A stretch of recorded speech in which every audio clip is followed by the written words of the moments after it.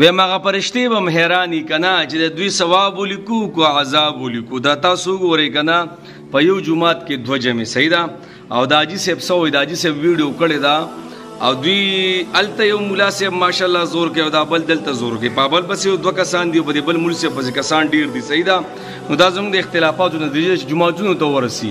او سجده لګوي، سجده او سجده په کوم حالت کې لګوي چې هغه هم د کینا بغض د حسد او د نفرت په منځ کې یو قسم لا سجده لګوي. نو تاسو وایئ مړه الله دې موږ ته خیر وکړي، خو تاسو دا ویډیو وګورئ او د حاجي صاحب څه وایي تاسو واورئ.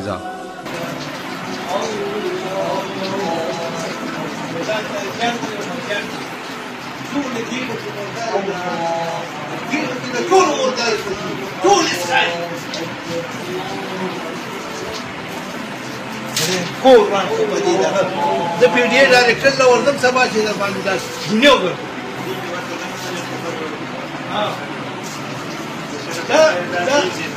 دا د دې د حل ټول بنیم کنا دي بنیم او دی مولانا سی ولا غریب 2 کال عمر سی فری فی سبیل الله جمع ورکا او اوس چې دینو دا حل ها دا مسلمانی ده او د ټولو بګیړو کې مرداري پرتی دي. صبر وکړه، ټول د پی ډبلیو ډي دي او شور دا کوم مسلمان دي؟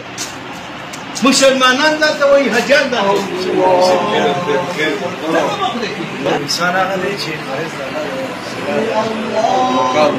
دا خو نه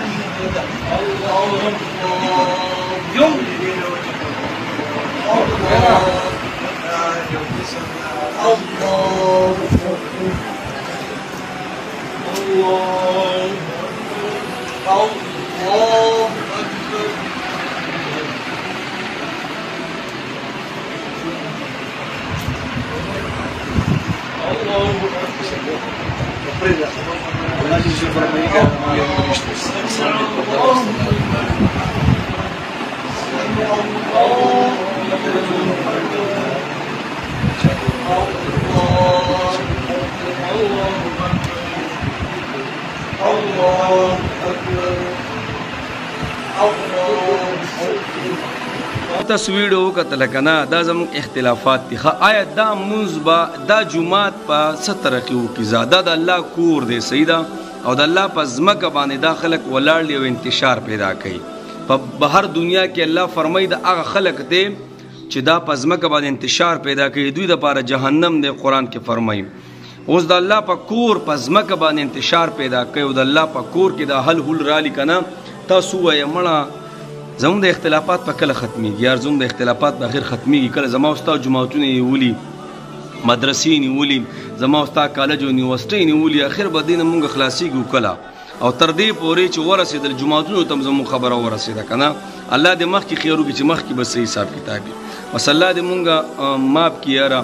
او بل برای مهرباني داسې مسایل چې راځي مشران پکې رامخکې کېږي، په دې کې مړي کېږي، په دې کې حل هول راواخیستلی شي، دینه فتنې او فسادات خورېږي.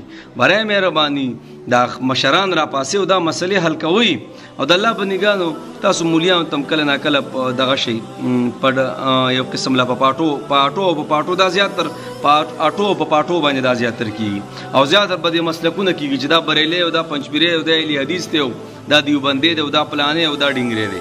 یاره د دې نه مونږ کله وځو. الله دې اختلافات مو ډېر شاته کړو او نور هم مونږ شاته کوي. ښه بس الله دې معاف کړي مونږ یار.